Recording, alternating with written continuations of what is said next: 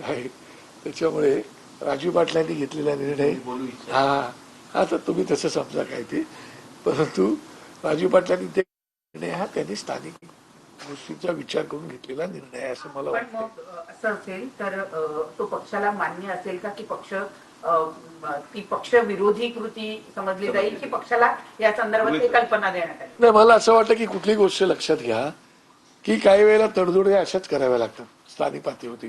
त्याच्यामुळे मला वाटत नाही की त्याच्यावरती नेमकं काय करावं ते, पण ते पक्षप्रमुखांचा तो अधिकार आहे. पक्षप्रमुख त्याच्यावरती काय निर्णय घ्यायचा तो पक्षप्रमुख त्याच्यावरती निर्णय घेऊ शकतो, तो त्यांचा अधिकार आहे. पण लोकल लेवलवरती अशा प्रकारच्या घटना घडत असतात. आता बघा मागच्या वेळेला आम्ही ज्या ह्याच्या नगर परिषदा नगरपालिका वगैरे निवडणुका त्याच्यामध्ये आम्ही चिन्ह दिलं नव्हतं, पण आता झेडपी आणि पंचायत समितीमध्ये आम्ही चिन्ह दिलेलं आहे. त्याच्यावर त्यांनी लोकल लेवलवरती ते केलं होतं. आता आमचं चिन्ह गेलेलं आहे. आता लोकल लेवलवरती ते पण एकमेकांची घेऊ शकतात. ते देखील काही वेगळ्या पक्षांच्या संपर्कात आहेत अशा संदर्भातल्या बातम्या येतात, नेमकं तथ्य काय? मला असं वाटत नाही, कारण आमची लोक ही एक तर त्याच्यामध्ये 6 महिला आमच्याकडे, मी एक आमच्याकडे पुरुष आहे, असे 6 आमचे 5 महिला आणि 6वा पुरुष आहे.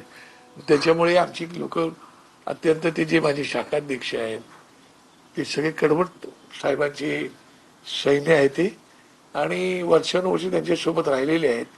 आता त्यांना ह्या आरक्षण जे आलं त्या आरक्षणामुळे त्यांना संधी मिळालेली आहे.